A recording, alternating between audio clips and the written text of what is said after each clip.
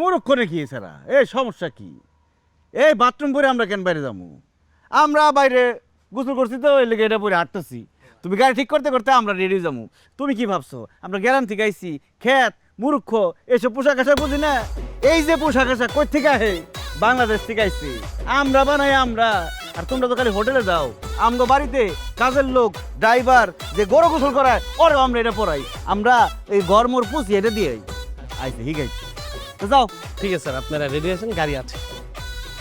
যা তোর কামটা কি? মনে করছে আমরা জানি না? হ্যাঁ আমরা সবই জানি।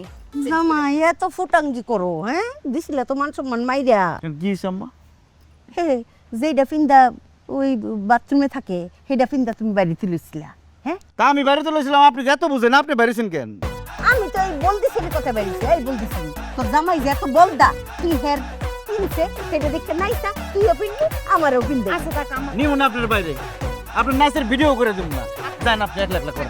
আমি এই ড্রেস পিন্দা নাচুমি না, মান সম্মান থাকতো না। ভাগ্য ভালো ভিডিও করি না। যাও না বাইরে। আমি কি করব?